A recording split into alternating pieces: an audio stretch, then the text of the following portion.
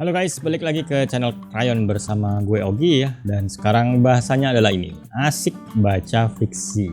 Saya yakin sih di antara teman-teman ada yang suka baca novel ya, atau baca komik gitu ya. Dan kalau teman-teman perhatiin, coba deh di circle kalian ya, teman-teman yang biasanya suka baca fiksi, baik itu novel ataupun komik ya, biasanya tuh terlihat lebih imajinatif ya, bahkan lebih kreatif, atau mungkin bisa lebih peka gitu terhadap kondisi atau situasi dari teman-temannya. Coba aja perhatiin. Dan ini sebetulnya bisa dibentuk ya, atau bisa dilatih gitu. Dan sangat bisa jadi ini dipengaruhi juga oleh kesukaan mereka dalam membaca komik-komik atau novel-novel fiksi. Karena ada studinya nih guys. Dulu sih gue suka ya baca novel waktu umur-umur SMA gitu tuh gue suka. Tapi entah kenapa belakangan gue jadi nggak suka ya baca novel dan beralih ke baca komik. Gak tau kenapa ya, dulu gara-gara One Piece apa kalau nggak salah, gue lupa sih. Tapi yang jelas ada masa-masa dimana novel itu gue sikat habis gitu ya. Ada namanya dulu apa sih, lupa gue, 4 sekawan atau apa gitu. Nah itu doyan banget gue baca. Tapi makin kesini setelah kuliah apalagi ya, akhirnya gue lebih memilih komik. Ya komik-komik Jepang yang kayak gini lah. Dan teman-teman sampai sekarang juga banyak tahu. Dan sampai sekarang pun gue masih suka baca komik-komik Jepang ini ya. Dan kalau gue rasain secara pengalaman pribadi ya, ada sih pengaruhnya bentukan dari gue baca-baca ini sejak SMP gitu atau SMA gitu tuh gue ngerasa ada banget. Walaupun ada cibiran gitu ya dari teman-teman, misalnya wah lu baca komik lu kayak anak kecil gitu. Sampai sekarang gue sih bodo amat gitu ya. Atau ada yang komentar komik atau fiksi itu cuma buat kita kabur dari kenyataan gitu. Nah gitu-gitu tuh nggak usah dipedulikan kalau gue ya. Kalau teman-teman mau nampol orang yang ngomong nggak apa-apa, silakan. Karena pada kenyataannya hasil studinya berkata lain ya. Hasil studinya justru itu berdampak pada kreativitas seseorang. Nah apa dampaknya, mari kita lihat ya. Misalnya gue suka nih komik Kung Fu Boy dari dulu dengan karakternya Chinmi ya, terutama saat dia belajar kungfu permuk tulang gitu ya dari guru Yosen yang bisa ngancurin kendi dengan telapaknya gitu ya. Kan si Chinmi tuh benar-benar berusaha keras gitu untuk menguasai jurus ini, karena si guru udah merasakan bahwa dia nggak lama lagi akan meninggal gitu ya. Jadi Chinmi kalau bisa lu kuasain jurus ini sebelum gue meninggal, karena dia suka mabok gitu ya, jadi livernya rusak. Dan ya orang-orang hebat biasanya udah tahu kapan dia akan pergi gitu ya, dalam tanda kutip. Itu usahanya Chinmi gila-gilaan ya, sampai jempolnya berdarah, menyelidiki kan kok bisa ya dengan ancang-ancang begitu bisa ngancurin kendi besar. Ternyata ada putaran di situ ya, terus titik tumpunya di jempolnya itu harus kuat. Terus dia melatih jempolnya ini supaya kuat. Nah kerja keras kayak gitu tuh pada saat gue baca dulu ya, gue ngerasa banget kayaknya itu bisa gue lakukan gitu. Atau kerja keras itu biasanya akan menghasilkan sesuatu. Mungkin karakter-karakter itu juga bisa kita serap gitu kalau teman-teman membacanya sambil mencari hikmah gitu ya. Dan akhirnya kan Chinmi-nya berhasil ya menguasai kungfu permuk tulang, dan gak lama guru Yosen-nya meninggoy ya. Pas abis dia berhasil melihat Chinmi menghancurkan kendi ini dengan jurus andalannya. Nah apa kaitannya dengan kreativitas? Jadi menurut studinya mereka nih, ada namanya theory of mind. Jadi ini secara sederhana ya, theory of mind ini menyatakan bahwa ada orang-orang yang bisa menempatkan pikirannya pada orang lain gitu.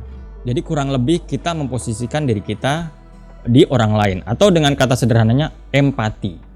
Nah dengan membaca fiksi kayak tadi gue membayangkan diri gue sebagai Chinmi ya, dimana usaha Chinmi itu gue seakan menempatkan diri gue menjadi Chinmi. Atau teman-teman yang baca komik lain kan nggak sekali dua kali tuh kita seakan-akan merasa ada di posisi tokoh utama dari komik tersebut. Nah itu ternyata bisa meningkatkan empati ini, kemampuan empati.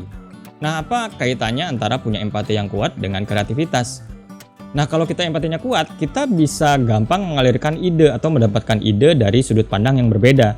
Kalau gue jadi dia gitu, gue akan keluarin ide apa sih gitu dalam posisi seperti ini gitu. Kalau gue dapat masalah ini, terus gue jadi Chinmi misalnya, itu apa sih gitu yang bisa gue lakukan? Atau masalah keluarga atau apa gitu ya, kalau gue jadi di posisi dia, bener gak sih gue yang salah? Nah gitu-gitu ternyata kemampuannya akan lebih meningkat dengan banyaknya membaca fiksi. Itu guys yang pertama ya. Terus kalau teman-teman baca novel juga misalnya ya, terus ada tulisan gini, kopi susu dengan asap dan aroma karamel keluar dari cangkir. Nah itu biasanya kita mengimajinasikan ya cangkirnya, ya asapnya gitu ya. Mungkin kalau gua nggak kasih gambar ini nih, teman-teman akan mengimajinasikan cangkirnya secara berbeda kan.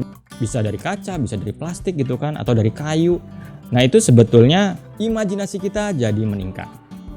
Ya, terus apa kaitannya dengan kreativitas? Ya jelas lah, imajinasi yang bagus bisa memunculkan ide-ide kreatif yang bagus. Karena ada studinya juga ya, pembaca fiksi punya skor lebih tinggi dalam imajinasi kreativitas sosial dibandingkan non-pembaca. Jadi kalau kaitannya sama sosial juga tadi empati ya.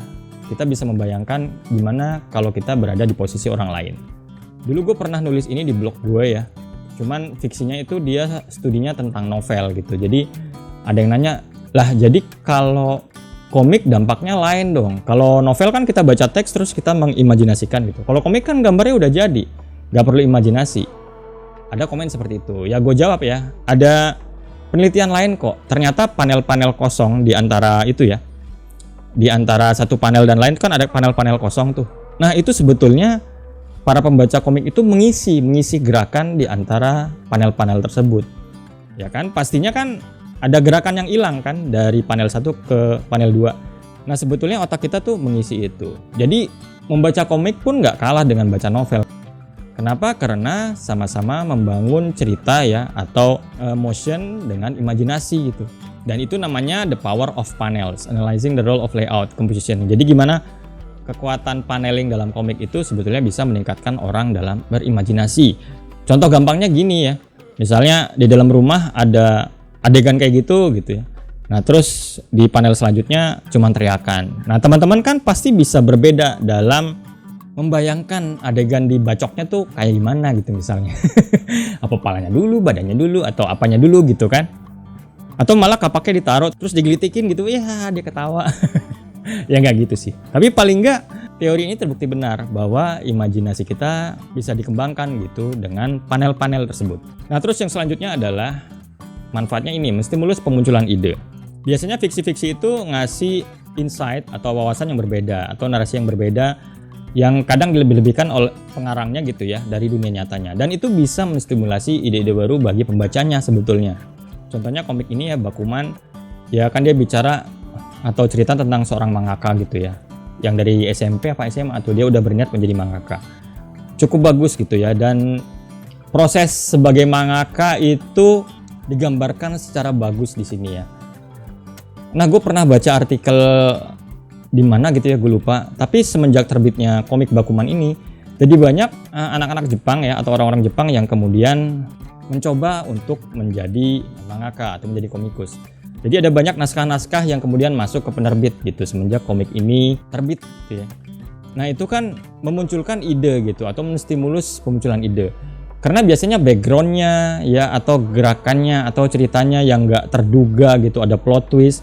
Nah gitu-gitu bisa menstimulus kita untuk memunculkan ide-ide baru. Dan idenya itu bisa diwujudkan dalam bentuk visual atau apapun ya. Atau bisa juga yang kayak Bakuman ini dilakukan gitu. Jadi, wah gue jadi terinspirasi atau dapat ide jadi mangaka nih. Nah kayak gitu juga bisa. Jadi ada studinya membaca fiksi dapat meningkatkan keterbukaan terhadap pengalaman baru. Atau yang tadinya nggak suka sepeda gitu ya, terus baca Yowamushi Pedal Go ini ternyata, wah ternyata sepeda kayak gini ya, gue juga pengen nyoba gitu. Nah atau alur-alur tertentu, item-item tertentu yang imajinatif. Atau kayak makanan-makanan di komik fantasi kayak di komik One Piece atau di mana gitu ya, ada makanan-makanan yang imajinatif. Ya itu bisa jadi buat para penggemar kuliner atau yang suka masak gitu ya, itu bisa jadi stimulus ide gitu untuk kemudian mewujudkan itu di dunia nyata. Kayaknya ada deh di restoran mana gitu ya, jadi menu-menu di game atau di komik itu dibuat beneran. Gue lihat di mana ya, di YouTube kalau nggak salah ada channel yang kayak gitu. Nah itu keren banget gitu ya. Jadi sebetulnya kita tuh kalau baca fiksi nggak cuma menikmati cerita, tapi juga ngelatih otak jadi lebih imajinatif, lebih adaptif, dan lebih kreatif.